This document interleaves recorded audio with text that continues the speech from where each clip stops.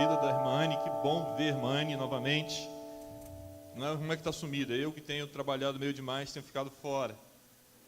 Que bom ver o vídeo e a gente ser chamado um pouco para a realidade daquilo que acontece no nosso Brasil. Nós já tivemos bem próximo desse projeto da Cristolândia e a gente, por um tempo, acabou se afastando. Então, eu gostaria mesmo de conclamar a igreja, provocar a igreja para a gente pensar a respeito novamente desse projeto, que é um projeto maravilhoso. Nós tivemos bem próximo ali no Rio, eles estiveram aqui na nossa igreja, e a gente caminhou um tempo e depois a gente vai acabando, por conta dessa mudança que acontece no mundo, a gente vai deixando alguns projetos meio de lado. Então está na hora da gente começar a rever os nossos projetos, começar a voltar à normalidade e entender a urgência que o mundo tem de Jesus. Eu imagino que antes da pandemia já estava caótico o negócio. Eu começo a imaginar agora, com esse tempo todo que nós tivemos de mundo meio parado, o quanto o inimigo avançou nos nossos campos. Está na hora de retomar, está na hora de posicionar a igreja novamente e retomar o terreno que nós perdemos com certeza. Mas em nome de Jesus, em nome e no amor de Jesus, eu tenho certeza que a igreja vai começar a caminhar para e passo com a sua missão. A missão de levar Jesus, a missão de levar Jesus aqui, a missão de levar Jesus aonde quer que seja. Nessa noite eu até peço desculpas aos irmãos, eu estou meio fora de alinhamento. Foi uma semana bastante estressante, vendo o vídeo da irmã Cristina ali. A gente sabe que mesmo nós, os crentes, nós estamos sujeitos a isso. A gente está sujeito a uma exposição ao estresse, a gente está sujeito a uma exposição a uma tensão normal maior no dia a dia, e o corpo vai reclamar de alguma maneira. E eu acabei ficando torto, desalinhou a coluna, e graças a Deus, Deus me deu uma enfermeira particular maravilhosa e está cuidando de mim, né? Então, de vez em quando até peço um pouquinho mais, vamos lá, massagenzinha, que está dando certo, está funcionando. E graças a Deus eu estou melhorando. Normalmente as minhas crises duravam semanas, agora 3 dias já estou conseguindo, nem sempre levantar como os irmãos pedem, mas pelo menos estar aqui na frente, trazendo para os irmãos aquilo que Deus colocou no meu coração. E como não poderia deixar de ser, esse é o Outubro Rosa, né, que a gente lembra das mulheres. E em homenagem às mulheres, tirei minha camisa rosa do armário para dizer: nós estamos juntos. Eu sei o quanto é importante a saúde das mulheres. Na minha vida eu tenho muitas delas. A minha mãe, graças a Deus, está lá viva ainda, com saúde. A minha sogra, minha esposa, minhas irmãs. Sou filho de 4 irmãs e só eu, então sempre tive muito rodeado, muito perto das mulheres, e sei quanto elas são importantes. Por isso a gente traz esse apelo dessa noite: cuidem-se, mulheres, vocês são muito importantes. São importantes para a igreja, são importantes para a família, são importantes no meio onde vocês estão. Graças a Deus pela vida de cada uma de vocês, mulheres lindas, abençoadas dessa igreja. Que Deus proteja vocês, cuide de vocês, guarde vocês, porque vocês são realmente muito importantes para nós. E não por acaso o Senhor tem colocado no meu coração um texto que fala de uma mulher. Só que eu não me lembro e se já preguei ou se alguém já pregou nesse texto, me perdoem, irmãos, mas foi um texto que tem me chamado a atenção durante toda a semana. Eu tenho pensado a respeito disso. Jesus, quando ele está no final do seu ministério, ele chama os discípulos para si, diz para os discípulos: olha, eu vou voltar no momento em que vocês não vão perceber que eu estou voltando. Por isso a igreja precisa estar atenta, a igreja precisa estar ligada, a igreja precisa estar concentrada na palavra de Deus, porque ele disse: eu vou voltar. E lá no capítulo 17 do livro de Lucas, Jesus ele diz que ele vai voltar, e vai voltar de uma maneira repentina. Então ele usa um texto maravilhoso e ele traz lá do Velho Testamento uma lembrança para os discípulos dele, para aqueles que seguiriam com a igreja. E ele diz o seguinte: como também da mesma maneira aconteceu nos tempos de Ló. Ele já tinha falado dos tempos de Noé: comiam, bebiam, compravam, vendiam, plantavam e edificavam. Mas no dia em que Ló saiu de Sodoma, choveu fogo do céu e enxofre e os consumiu a todos. Assim será no dia em que Filho do Homem há de se manifestar. Aquele dia, quem estiver no telhado, tendo as suas alfaias em casa, não desça para tomá-las. E da mesma sorte o que estiver no campo, não volte para trás. E ele diz assim, lembrai-vos da mulher de Ló. Qualquer um que procura salvar a sua vida, perdê-la-á. E qualquer que a perder, salvá-la. Jesus aqui, ele está explicando para os discípulos que a volta dele vai ser uma volta repentina, imediata, mas que todos estariam prontos para recebê-lo. E ele usa um provérbio que já era muito conhecido dos judeus, e esse provérbio já durava por séculos. Ele diz assim, lembra da mulher de Ló. E essa semana a gente estava ainda conversando sobre isso, e a irmã Alessandra ensinando a Bela sobre as mulheres da Bíblia, e a mulher de Ló? Ela, a Giló, né? Entendeu? A mulher de Ló, a Giló juntou as frases e a gente acabou rindo a respeito disso. Não tem nome, a mulher de Ló. A Giló não existe. Mas ficaria bem também. O que acontece, irmãos, nesse texto é que quando a gente olha para a mulher de Ló, a gente começa a pensar em todas aquelas mulheres, em todas aquelas pessoas que não têm nome. E não os têm nome porque, na verdade, elas significam todos aqueles que ficaram pelo caminho. Se visitarmos alguns países do mundo, a gente vai encontrar monumentos ao soldado desconhecido, aquele que não tem nome, que, na verdade, ele representa todos os outros soldados que perderam as suas vidas em batalha. Quando a gente olha para a mulher de Ló, a gente começa a imaginar que é uma representação de todos aqueles que ficaram presos pelo caminho. E o texto, ele é muito dinâmico e bonito, porque Jesus fala, a vida seguia de maneira tranquila. Não havia tempestades no horizonte. Não havia sinal de que alguma coisa ia dar errado.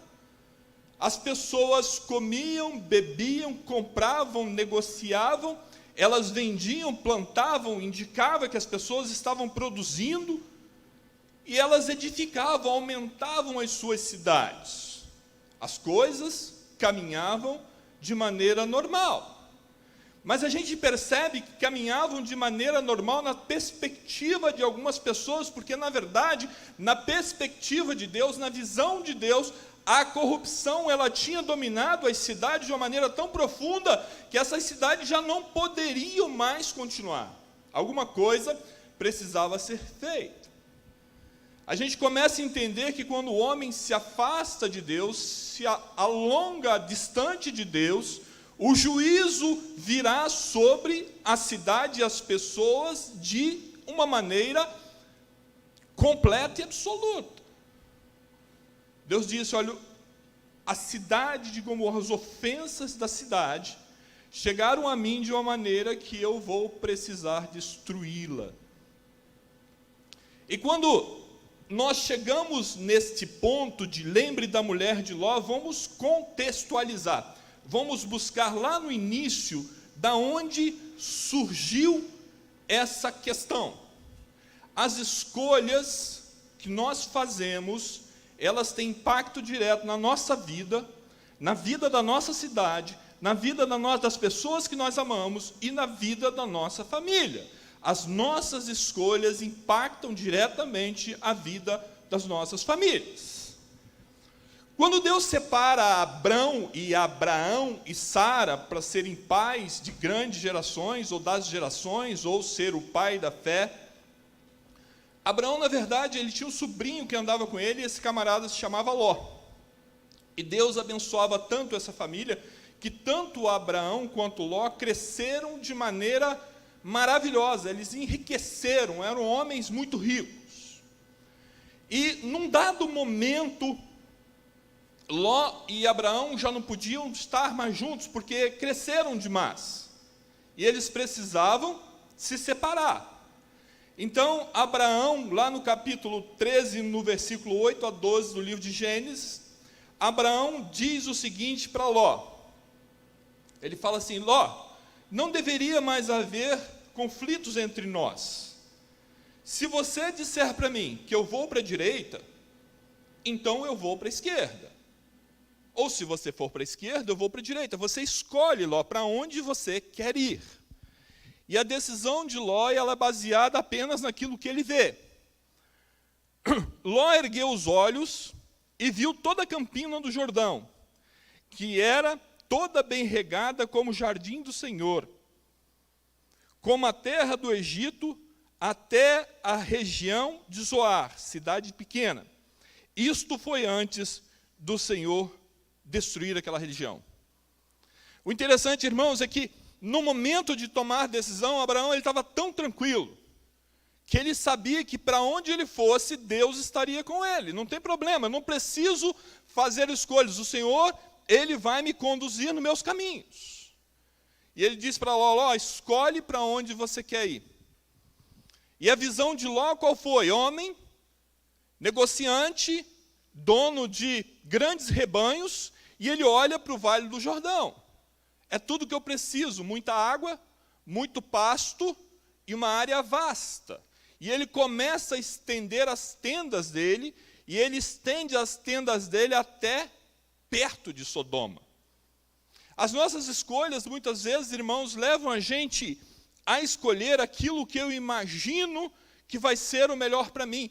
A Bíblia diz que ele já era rico, ele já possuía muitas fazendas, ele já possuía muito gado. O que mais ele queria? Aparentemente, ele queria enriquecer ainda mais. E nesse momento, esse homem, ele não consulta Deus como ele via Abraão fazer nos seus negócios.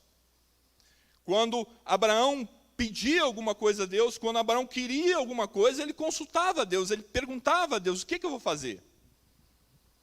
E Ló, ele só viu a grande possibilidade de crescer e de enriquecer ainda mais. Então, ele escolheu aquilo que os olhos querem. As nossas escolhas, muitas vezes, elas são feitas em cima daquilo que os nossos olhos querem. E nem sempre as nossas escolhas, elas são as mais acertadas. Porque a Bíblia diz que mais enganoso é o coração do que qualquer outra coisa. Quando eu tomo as minhas decisões, eu tomo as minhas decisões baseadas em quê? Em que você baseia as suas decisões? Aqui nós ensinamos que a palavra de Deus, que a Bíblia que nós lemos, a Bíblia Sagrada, ele é o nosso padrão de fé. Ele é o nosso padrão de conduta. Ele é o nosso padrão de condução, é por ela que nós dobramos o nosso joelho e nós perguntamos a Deus: Senhor, qual é a tua vontade? O que tu quer que eu faça? De que maneira tu quer que eu faça? Jeremias, no capítulo 17, versículo 9, diz: enganoso é o coração mais do que todas as coisas, e desesperadamente corrupto. Quem poderá entendê-lo? Um coração sem ser transformado, um coração sem ser modificado por Deus, é um coração sujeito a tudo aquilo que Ló começa a viver. Ló já tem um grande rebanho, uma grande fazenda, e quando ele olha a possibilidade de prosperar mais, ele sequer dá a opção ao tio de falar: olha, você é mais velho, você é o cara, você é o líder, você vai para lá porque é melhor e eu fico com o que sobrar. Ele falou: não, eu prefiro as campinas do Jordão, porque parecem com o paraíso, parecem com o Éden que foi criado por Deus, é para lá que eu quero ir. Só que, irmãos, perto do paraíso, perto dessa terra, existiam duas cidades absolutamente comprometidas e corrompidas. Ló não avalia o risco. Ló não avalia o risco que a decisão dele traz para ele, para a família dele, e traz para o povo que estava com ele. Ele apenas avaliou a possibilidade dele enriquecer mais, ficar mais poderoso. Infelizmente, irmãos, a atenção do dia a dia, aquilo que a gente faz, a exposição que nós temos, quando nós não focamos a mente naquilo que está no alto, naquilo que está acima, como nós pregamos alguns domingos atrás, nós tendemos a ter a nossa mente, o nosso coração corrompido pelo meio em que vivemos. Como ser limpo, como ser puro, como manter a fidelidade quando nós vivemos no coração, quando nós vivemos no meio de povos, de pessoas impuras, é o que Isaías disse. Pessoas impuras com línguas impuras, quem sou eu nesse meio? Como a igreja está se comportando no meio que nós vivemos agora? Como as influências estão chegando até nós? E nós percebemos que Ló, ele começa a viver conforme os padrões de Sodoma e Gomorra. A esposa dele, a mulher de Ló, provavelmente da própria terra, provavelmente daquela mesma região, deu a eles filhos. E nós percebemos que Ló, mesmo morando ali, mesmo tendo tomado a forma, se conformado com a situação daquela cidade, ele era influente, mas ele não influenciava as pessoas. A gente percebe que sequer a esposa dele foi influenciada por ele. Mas ele ainda reconheciam os anjos. Ele ainda reconheciam aqueles que eram enviados por Deus. A Bíblia diz que Ló ergueu os seus olhos e viu que vinham 2 homens e ele estava sentado à porta. Ele estava sentado à porta da cidade, como um cara do meio, como um sujeito importante da cidade. Mas quando ele vê os anjos chegando, ele consegue reconhecer, porque ele já tinha essa experiência lá da época que ele vivia com Abraão. E ele diz para os anjos: olha, vocês vão ficar na minha casa. No capítulo 19, versículo 1. Ló, ele estava ambientado com Sodoma. A Bíblia diz, lá em Romanos, no capítulo 12, versículo 2, diz o seguinte: e não vivam conforme os padrões desse mundo, mas deixem que Deus os transforme pela renovação da mente, para que possais experimentar qual seja a boa, agradável e perfeita vontade de Deus. Ló, ele começa a ser transformado pelo meio que vive, ele começa a ser modificado pelo meio que vive, anestesiado pela situação que ele vive em Sodoma, mas ainda assim, em algum momento, ele consegue perceber que Deus envia alguém para falar com ele.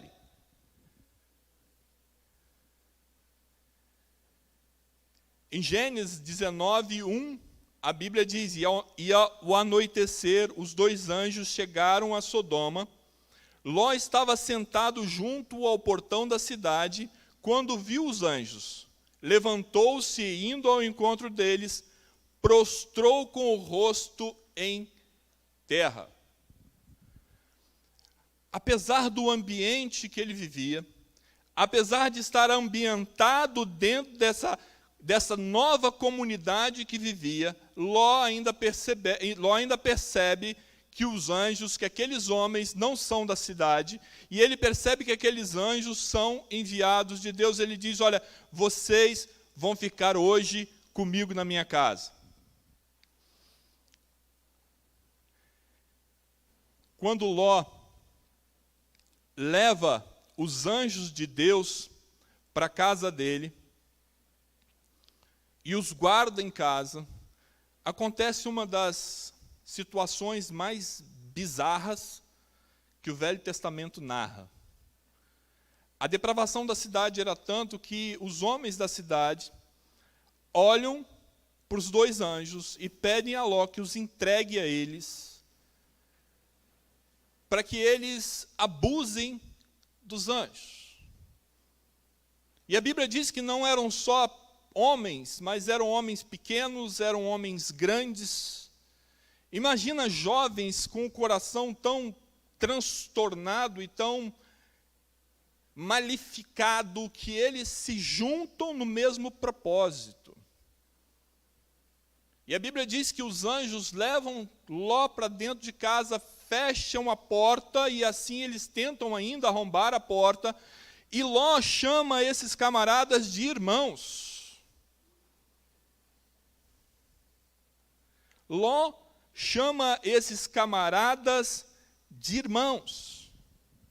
De tanto era um envolvimento dele, de tão profundo era o relacionamento dele com as pessoas da cidade. A Bíblia fala de 2 filhas e fala de genros. Quando Ló oferece 2 filhas para aqueles homens que estão fora da porta, a gente já leu alguns textos também lá no Velho Testamento, quando a concubina e o profeta ali são atacados na cidade de Gibé, se eu não estou enganado. A gente já tinha visto uma cena parecida com essa, com as pessoas matando a concubina desse homem. Quando em Sodoma e Gomorra acontece algo parecido, mas só que eram os 2 anjos do Senhor, eles fecham a porta, cerram a porta, na verdade era a concubina do levita, né? Cerram a porta, e os homens são acometidos por cegueira. E quando eles são acometidos por cegueira, o que deveria acontecer imediatamente, algo completamente diferente, fora do padrão, acontece alguma coisa, está diferente, mas não assim, mesmo assim, eles continuaram tentando encontrar a porta até se cansarem. Eles não mudaram o propósito dele até se cansarem de procurar. E o anjo do Senhor diz para Ló: a gente precisa sair dessa cidade imediatamente, porque o Senhor vai destruir essa cidade.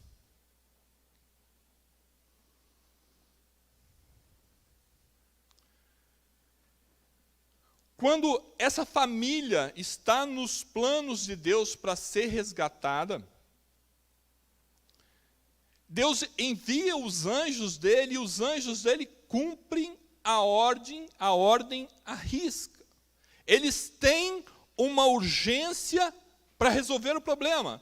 E Ló e a família, ainda de maneira leniente, de maneira tranquila, descuidada, ainda começam a atrasar o processo.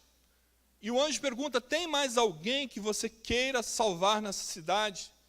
Ele diz: tem meus genros, deixa eu falar com eles. Ló sai para falar com os genros, e quando chega lá, ele é surpreendido pela própria ação dos familiares. Eles zombam dele. No mínimo ele está falando: você está ficando louco? Você esteve no meio da gente tanto tempo sem falar de Deus agora. Quem é esse Deus? O que vai acontecer? Não vai. E o anjo pega Ló pela mão, as filhas pela mão, a mulher pela mão, e literalmente rebocam esse povo para fora da destruição. Irmãos, quantas vezes Deus tem feito isso nos nossos olhos? Quando a gente vê as pessoas que são rebocadas da destruição, quando a gente vê aqueles jovens ali que foram retirados pelo poder da mão de Deus do mundo das drogas, isso é uma ação tão difícil ou mais do que rebocar Ló para fora de Sodoma. Ló ainda tinha um mero conhecimento a respeito de Deus, do poder de Deus. E essas pessoas que estão ali nesse nosso mundo de hoje, anestesiadas, entorpecidas, sequer essa noção elas têm. Então a ação de Deus hoje em tirar essas pessoas do mundo das drogas, do vício, da maldição, da morte certa, é um milagre tão grande ou maior do que aquele que foi feito com a família de Ló. porque a destruição é iminente. A destruição é certa.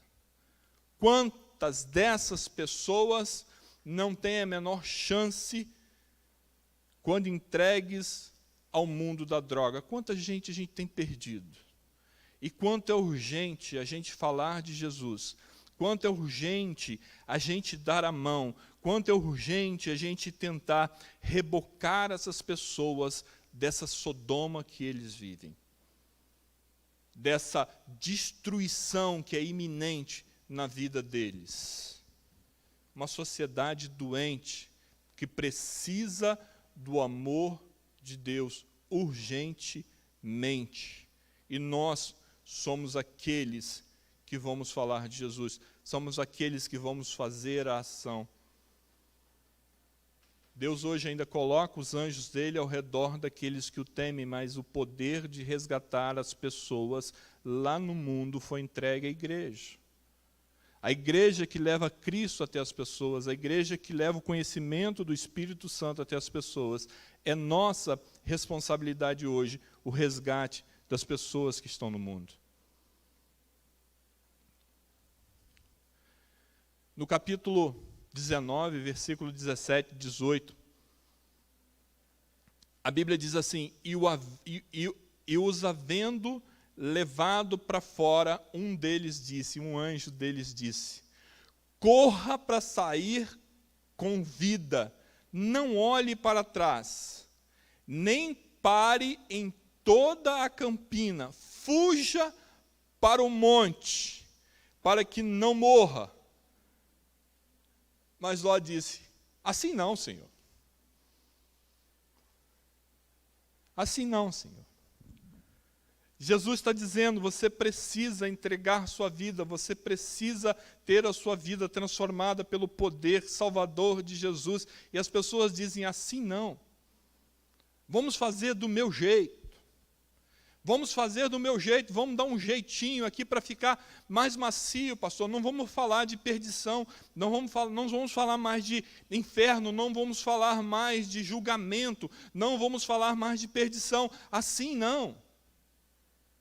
Ele diz assim, olha, deixa eu ir para Zoar, que é uma cidade pequena. Isso significa Zoar, é uma cidade pequena, deixa eu ir para lá. Deixa eu ir para lá. Ele estava saindo de Sodoma, mas Sodoma ainda estava impregnada no coração dele e da família dele. Deixa eu ir para Zoar, pelo menos ainda é uma cidade. E o anjo falou, olha, é melhor você ir para o monte. Ele falou, eu prefiro ir para Zoar. O anjo falou, olha, não dá tempo. A gente tem uma missão a fazer e a gente vai fazer a missão. E você está impedindo que Deus traga o julgamento dele sobre a cidade. Ainda está atrapalhando. Vamos fazer o seguinte, vai para Zoar então. E pela misericórdia de Deus, o texto dá para perceber que provavelmente Zoar também estivesse na lista de Deus. E Ló pede para ir para lá. E o anjo fala, então vá, porque a nossa missão ela começa a ser atrapalhada pela sua indisposição de seguir uma ordem simples. Saia da cidade, fuja, se esconda, porque a cidade vai ser destruída. E a Bíblia depois diz lá na frente, se você continuar lendo, você vai ver que Ló, ele também não fica em Zoar. Dali ele sai e vai morar numa caverna com as duas filhas. Quer dizer, também não era o lugar para ele. Se ele tivesse obedecido direto, ele tinha ido direto para a montanha, para onde Deus tinha mandado ele ir. Ele acabou lá de qualquer maneira. Irmãos, não interessa o que a gente quer. A vontade de Deus ela vai ser feita. Se a gente se alinhar à vontade de Deus, melhor, sofre menos.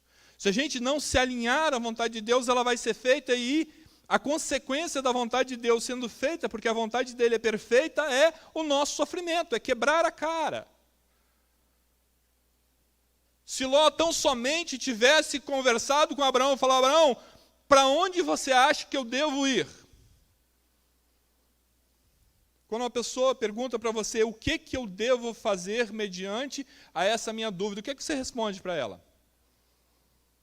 Faz isso, faz aquilo outro, ou você diz para ela, olha, vamos orar?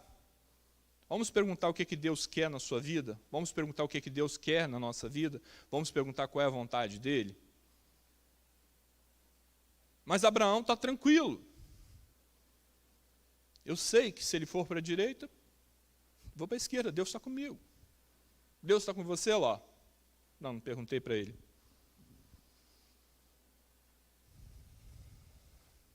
Em Provérbios, no capítulo 18, no versículo 10, diz assim: torre forte é o nome do Senhor, o justo corre para ela e está seguro.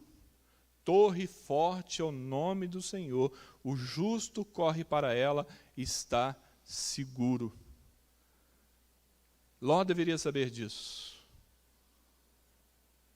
Ele conviveu no meio. Ele esteve junto com Abraão, um homem que conversava com Deus. Ele tinha experiências de presença de Deus, de presença de anjos. E o que ele aprendeu com isso na hora de tomar as decisões mais importantes da vida dele? O fato de você estar aqui, meu irmão, o fato de você fazer parte da igreja, do corpo de Cristo, estar no reino, isso não significa que você sabe quais serão as melhores decisões para você, as melhores decisões que você deverá tomar. Por isso que a Bíblia diz, olha, em todo tempo ore. Em todo tempo pergunte a Deus o que Ele quer na sua vida, para que você não tome decisões erradas que leve você, a sua família e a sua igreja para uma encruzilhada sem saída. Senhor, qual é a vontade, qual é a sua vontade na minha vida? O que é que eu devo fazer? E a primeira coisa que o anjo diz é: você precisa sair de Sodoma. Você precisa sair do mundo do pecado. E depois o anjo diz: você precisa sair do mundo do pecado com urgência. E depois ele diz: você precisa ir para o lugar seguro, e o lugar seguro é o nome do Senhor Jesus. O lugar seguro é o nome de Deus, é a torre que protege aqueles que Ele separou, salvou e conduz. Lá é o lugar seguro. A mulher de Ló sabia do julgamento. Todos nós sabemos do julgamento. A mulher de Ló sabia do caminho. Era sair de Sodoma, caminho reto, em direção à montanha. A mulher de Ló, ela foi resgatada. Ela foi arrastada. Ela estava quase lá. Ela estava em Zoar. Ela já estava no lugar seguro. E ela resolve voltar, porque lá em Sodoma tinha ficado a família, porque lá em Sodoma tinha ficado os bens, porque lá em Sodoma provavelmente tinha ficado os shopping centers, os cinemas, se é que havia. Lá em Sodoma estava o coração da mulher de Ló. Aonde está o seu coração? Seu coração ele foi transformado por Deus de uma maneira que ele não precisa mais sair da presença de Jesus. O seu coração ele foi dominado por Deus de uma maneira que você não precisa mais voltar para o mundo. O seu coração ele pertence a Deus de uma maneira que você não precise mais voltar para Sodoma. Aonde está o seu coração? Pessoas que passam, irmãos, às vezes do nosso lado uma vida inteira na igreja. Pessoas que passam do nosso lado uma vida inteira falando de Jesus. Pessoas que estão do nosso lado que conhecem o caminho. Pessoas que estão do nosso lado que foram retirados de Sodoma, mas que, na verdade, ainda não têm as suas vidas transformadas por Jesus. Eu fico imaginando o próprio coração de Ló, quando ele é obrigado a desviar o caminho dele e passar e largar a mulher dele ali. Porque ele não foi forte o suficiente, porque ele não colocou de uma maneira clara no coração da esposa dele o temor ao Senhor.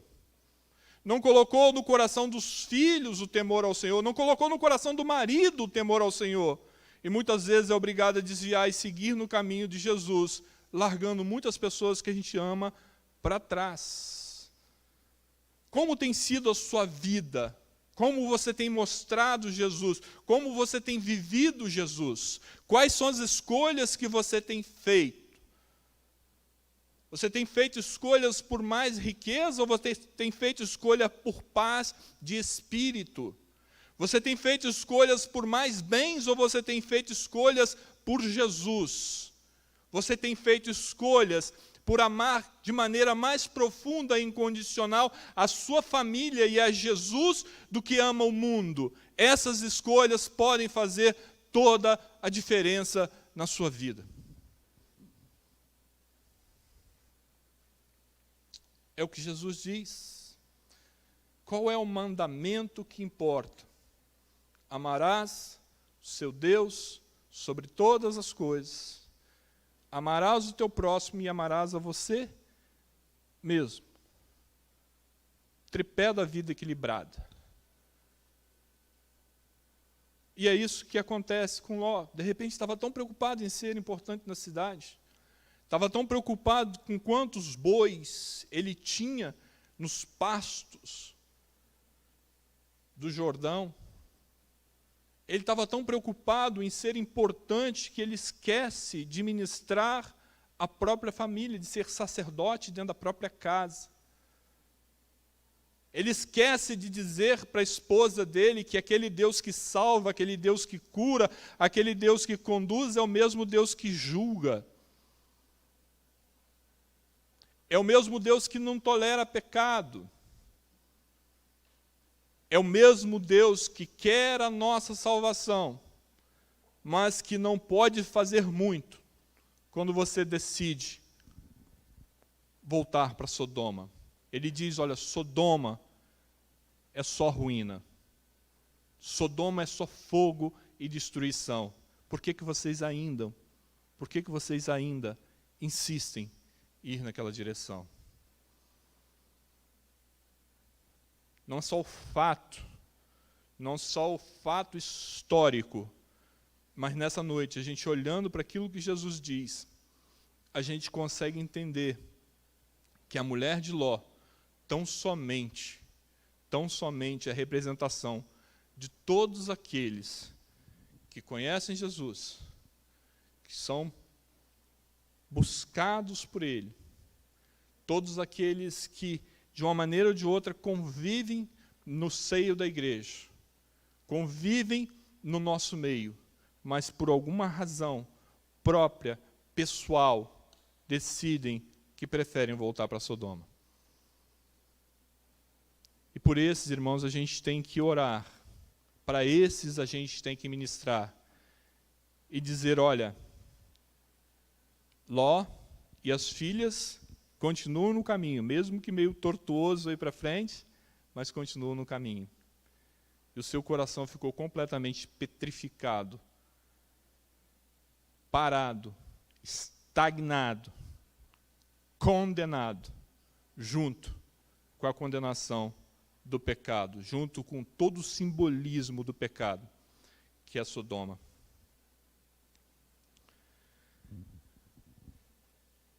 E eu espero que essa não seja a realidade de nenhum de nós nessa noite. Homens e mulheres resgatados, transformados por Jesus. A ordem é uma só. Continua, caminha, vai em frente, porque a nossa torre segura, o nosso lugar seguro, é o nome do Senhor. Amém? Que Deus abençoe profundamente a vida dos irmãos. E eu espero, irmãos, em Jesus, que esse mês seja um mês que a gente se conscientize que precisamos continuar caminhando sempre em frente, sem olhar atrás. Mulheres, cuidem-se por amor aos seus filhos, cuidem-se por amor aos seus maridos, cuidem-se por amor aos seus pais, mães, cuidem-se, porque vocês são peça importante, fundamental na nossa igreja, no nosso meio, na família e na sociedade. Que Deus abençoe a cada um de vocês nessa noite.